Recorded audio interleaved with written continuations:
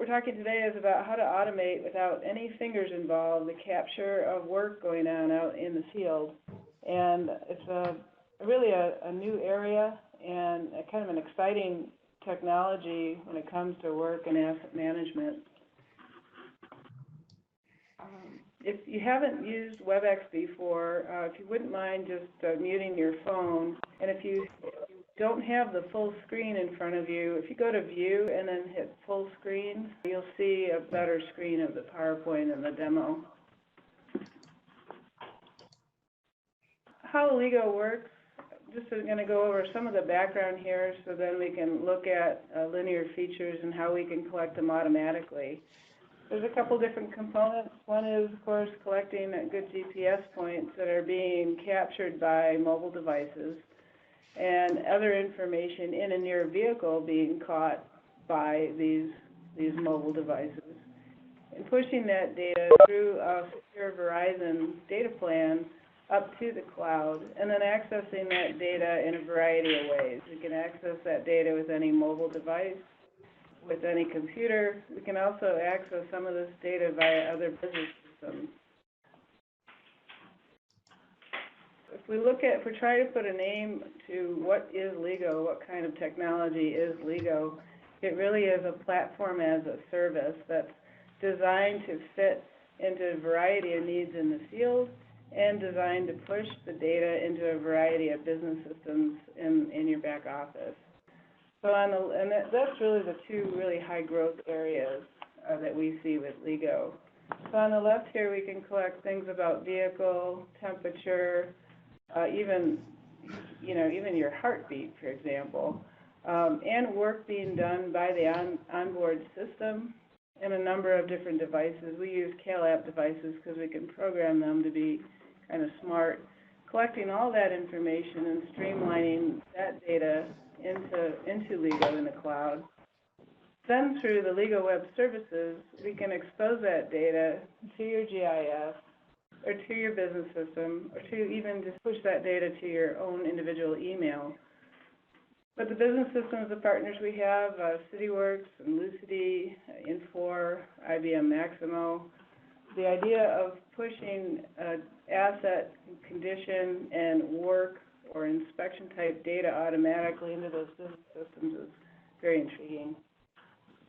So if we look at some of the, what does it look like out in the field, and why would we measure linear features and collect them automatically? This is the city of Beaverton and a sweeper that they're using. This is what the inside of a sweeper looks like, and there's actually, in these models, there's steering wheels, which I imagine makes it kind of fun to drive if you have, apparently you don't have two drivers at once. But, so what we can do then is link into, think of LEGO sensors in the field as being kind of parasitic, and they can link into any of these switches and expose that data automatically in LEGO itself. And so why would we do this? Well, you've heard the common statement that if you're not measuring, you're really not managing. And what you think might be going out in the field is probably not what's actually happening. You don't know what actually is happening until you're measuring. So if it's very inexpensive and straightforward to measure some of this stuff in the field, why not do it? It's guaranteed to understand your operations better than you do now. A note on how we do it in terms of linear features for, say, this sweeper. Just a note about the hardware. We use a CalApp GPS telematics device. It has a very good accelerometer, and we can program this device, which I'll get into in a minute. And then we have, a connection to battery, ignition, and ground. And then we have these other inputs that we are allowed to use because they have a number of open ports here. So we can connect to switches that simply tell us things are on or off. There's other research we are doing right now with Boise State that's letting us look at a variety of other sensors. So in this case, the sensor is just a switch. Very simple wiring to do to pull in that switch.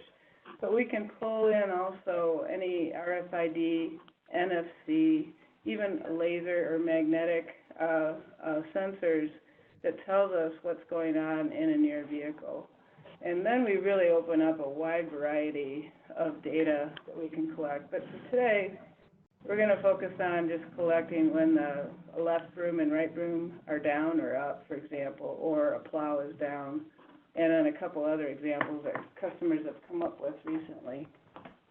So that's how you do it. Pretty simple wiring on the in the field. In LEGO, then, we can see our vehicles. We can connect to driver ID and see driver as well. We can see any asset that's got a GPS device on it, actually, including your phone. And then we're tracking these tracks. So the linear tracks are what we're going to be working with in this presentation as we measure linear work activities. There's the concept of events, and an event is, for example, when a plow goes down. And we've programmed our devices specifically to collect a point the minute an event occurs in the cab. So what that does is we have very precise points of when a plow or brush has gone down and exactly when that thing comes up. So we don't wait 30 seconds or 2 minutes to then collect a point. It's event-driven for linear features. So there's other sorts of events that we won't go into a lot today. You know, we can measure when we get near a point and measure time in and near a point, or time in and near a geofence. We can put time boundaries on that, like when did someone leave after 5, or are they driving erratically, harsh braking, deceleration, harsh cornering. But for today, we're going to focus on the linear event. And so what that is we're tracking very accurately where the vehicle is going, and also, you know, perhaps who's driving, and then exactly when the left or right brush goes down, and then we track that separately. We capture that in the database uniquely, and what we're essentially doing is taking an event and making that change the condition of our linear feature here. So we can see it differently, we can report on it differently. Here, for example, then for a vehicle, we can do start and stop, date, duration, vehicle, total distance, and that's really total distance of the sweeper down. Vehicle. And then how fast that thing's going, because apparently you're not sweeping. 60 miles an hour. Please put your phone on mute if you don't mind.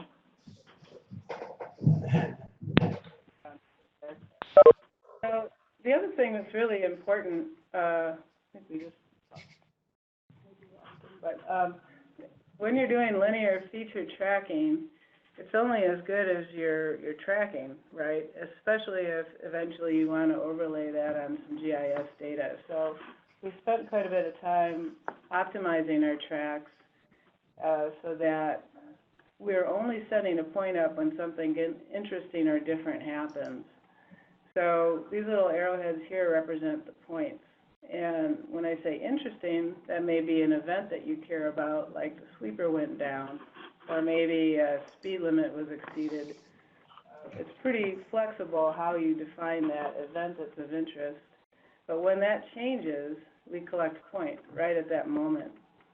The other thing is we also track, and when the vehicle turns a certain angle or goes a certain distance at time, then we'll spin out a point too. And that's letting us track really well, not jumping across buildings or going across meridians.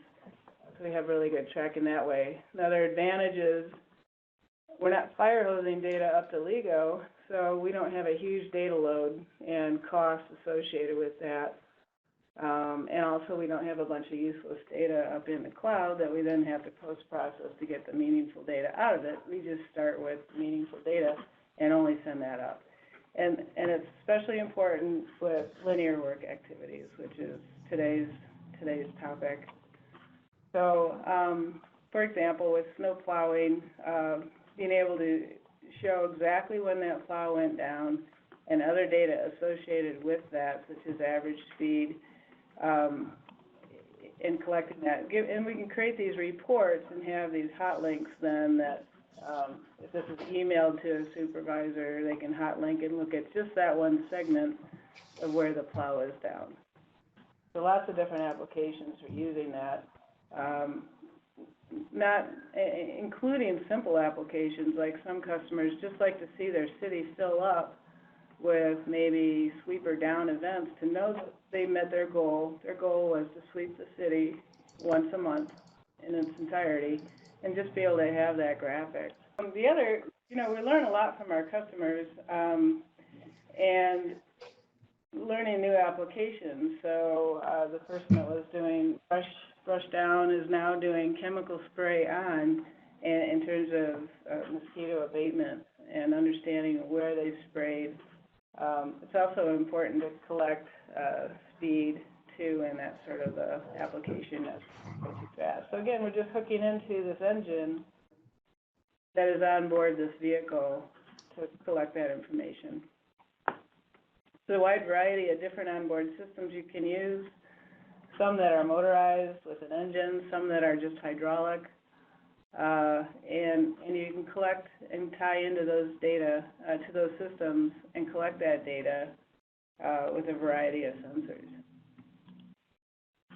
So given that, the world's wide open for different applications, paint spraying, we have customers that are using this to track what color they're painting, garbage pickup, bucket trucks. It doesn't have to actually be moving. You can measure work based on that onboard system just being on, such as a bucket truck or Vector truck, or hydro cleaning. So, we're very anxious to continue to learn from our customers on how they can use this sort of technology in new ways. And we really know that we've just kind of at the tip of the iceberg here with different applications for automatically collecting work activities. And having been in the mobile work management field for probably 20 years, we know that, when a person fills out a work order, operations managers tend to say 50% of the time that is correct. That's not a real great hit rate. If you can collect some of that in an automated way, you have a consistency and a reliability about actual work that you don't have otherwise. And there's no drain in labor hours. So if you look at the labor hour, if somebody saves one labor hour of filling out a work order, that pays for one of these systems for a vehicle for the entire month. So you're looking at huge increase in efficiency at very low cost in general for this sort of technology. With that, I'm going to hand it over to Rhett to show. All right, thank you, Elizabeth. So I'm switching over to this application. The things I'm going to show today are street sweeping first, and then I'm going to show mosquito abatement or mosquito spraying here. So I'm going to get right down. I'm not going to go into basics, but I'm going to get right into some of the details here. So what I'm going to do is this top vehicle. These vehicles in the list, there's a variety. This 2578 is actually a street sweeper. There is mosquito abatement vehicles here. There's plows, and there's spreaders in this vehicle list. But this 2578 is specifically a street sweeper. And so I can pick this vehicle and draw the track for, I'm going to go back on the 19th and draw that day that they actually went out here. And what I'm going to do is I want to be able to see not just where they're driving, but where they have the brooms down. So I can come over here and go to my advanced filters and then pick the specific item that I'm interested in. So if you notice, there's broom down, sander on, plow down, chemical on. So we have these variety of events that we can pick from, and I'm going to pick broom down for the street sweeper here. And I'm also going to show, I'm going to turn this off and turn on the broom down here so I can actually see the states here and then redraw my track. So now with this, if I'm looking at any of my street sweepers, I can now see, if you notice, the dark black is actually where they're sweeping the streets versus the gray lines are here where they're just driving. So, and this is automated capturing of work being done out in the field. And so I can do things too, such as if I want to look at this vehicle and I'm going to do a replay to sort of see where that vehicle went, and I want to see, I can turn on over here again my broom down state. And the broom down state, what that means is the false means that the broom is up, and broom state true means the broom is down. And so I can start to replay this track, and I can speed it up here a little bit, and then you can see, and I can pause it at any time, and you can see here that it's true. Sort of gives me a way to go back and see where the path they went for that broom as they're going along and looking at their route, for example. So it helps me see that, and again, I can see when it's false and when that's true. And you could see right there where he went and dumped the sand there. If you saw, he ran over to that one area for a second. That's kind of interesting too. So let's go back to my track points here. So again, this is on the 19th, this day, and I want to look at not only the map, but I want to look at the associated report.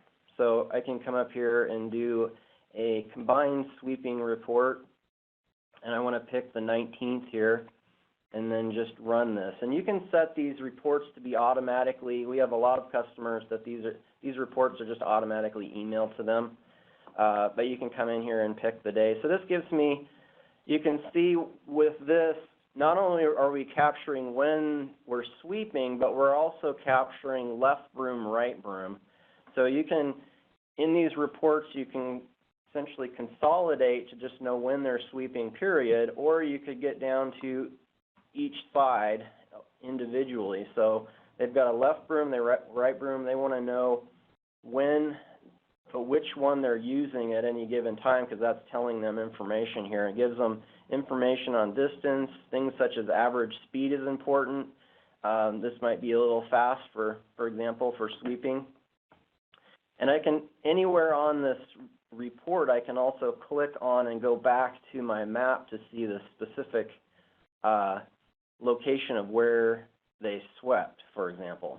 So pick here, and again, it can show me the location of that exact place where they're doing that activity. So that's really helpful, going back and forth from the map to that as well. So another thing that you could use this for is, let me clear this here, and let me go back out, is perhaps you want to, let me set this to, is that you get a call from the public saying that someone didn't actually do the work, or they didn't sweep my street. So I can put in an address down here and then locate that location, and then come into that location here, turn on my, maybe I want to turn on my satellite view and get a better idea. This could be a business that's saying they didn't sweep my streets, or it could be the opposite, saying that someone came out and damaged maybe my property or something along those lines. So I can use this search area here and just search this area, and I want specifically to know if they're doing the sweeping part. So I can pick the specific event, whether it be speeding or whether it be spraying or whether it be, in this case, I want to know that they're sweeping. I can pick that specific event. That way it's going to search just that to see if they actually did that. And so I'm going to pick my dates here and hit search. So you can define the date, time frame that they said that they didn't come out or came out, and then I can right-click and draw the full track and get an idea exactly where that vehicle came in and performed the work. So in this case, I can see exactly when they came in at 8:24, and this shows exactly where they did that sweeping activity. And you can also see, as Elizabeth was talking about the smart tracking, we've got really detailed tracking here that provides, you can see both sides of the street and exactly where they're going, which is also very helpful. So the next thing I want to show is spraying. So it's just a different, this is mosquito abatement versus the street sweeping here. I'm going to go back to my map view, and I'm going to zoom back out to my vehicles here. And so I'm going to choose a different vehicle, which is 2646 here, and I'm going to pick, let's see, the 18th and draw this track. And I want to see the, obviously the Zika virus is a popular thing right now, where they're actually spraying, doing mosquito abatement. So again, I can come back in here and change my filter type to in this case, chemical on, apply that, draw the track here, and so here I see where they're spraying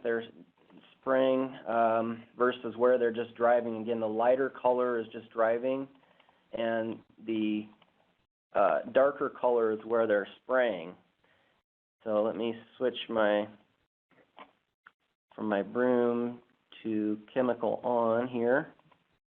And so if I pick on, I can actually pick on the map itself where this darker blue is, and that's where they're actually spraying. I can see chemical on is true. If I click over here on this location, you can see that it's off. So that tells me right there that this is where they're performing that work, and this is where they're driving.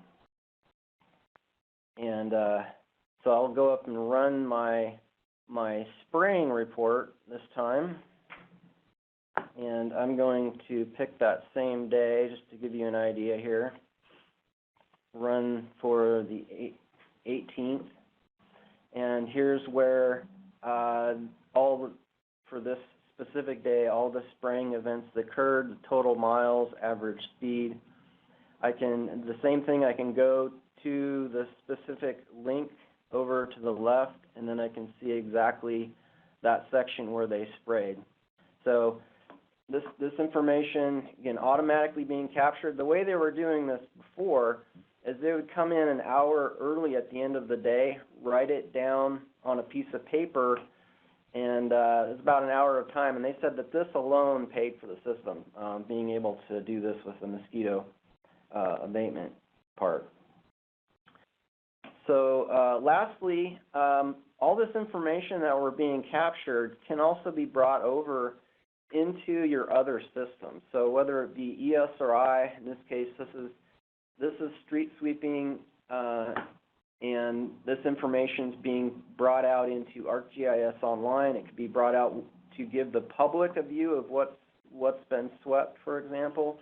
It could be brought into your own GIS system where maybe you want to do more analysis for doing a sort of a reversing what's been missed in terms of what needs to be done, or maybe planning purposes. There's a lot of data that can be brought over into ESRI that you can do an additional analysis. What's labeled here is actually the speed of all these segments, but it could be other data as well.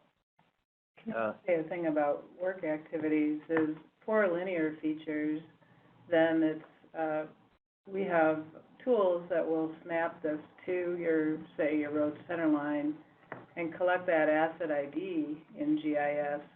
And so at that point, you have everything you need to make a really good closed work order in, say, on other business systems such as CityWorks or Infor, Lucity, or Maximo.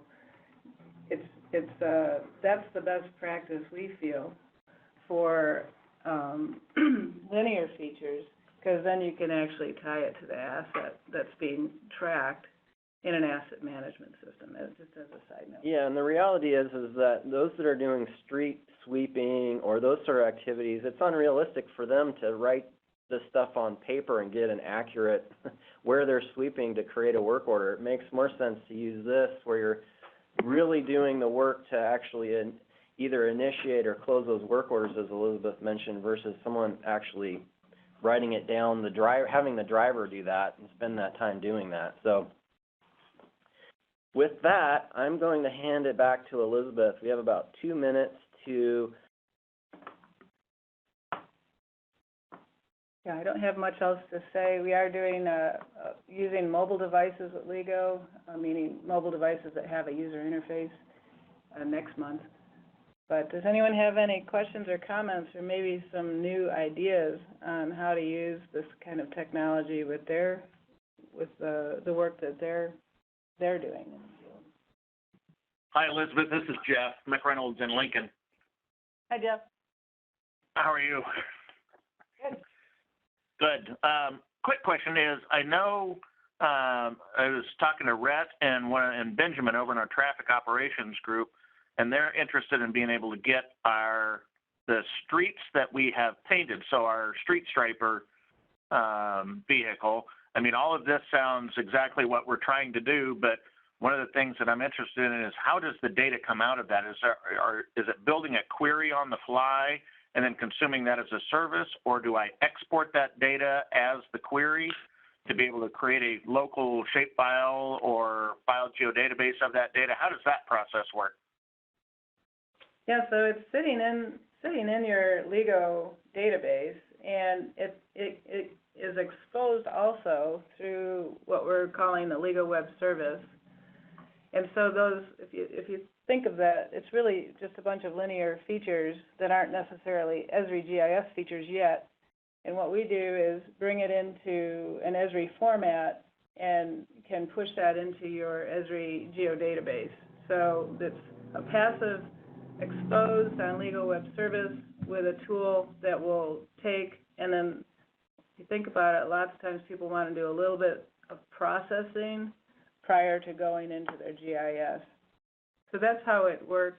That way you can, push your own city GIS layer, for example, by name, and maybe do a little bit more post-processing if you want.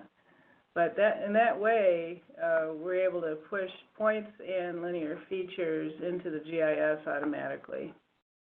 And it's still there in LEGO, so it's always there. So you could always do that. You could do that near real time, and you could also do it as a batch process. Okay. And we can assist with that, too. We can assist you with that. I'll probably be in touch over that, because I know that's one thing that they've been asking for recently, so. Sure. Okay, yeah, we can help. I'll be in touch, Rhett. Okay. Right, well, thanks, Jeff. I guess I just want to let everyone know we're recording this, and we'll put it on YouTube and make it available to you or anybody that's interested in this sort of thing. And thanks so much for your time, and you guys have a great day.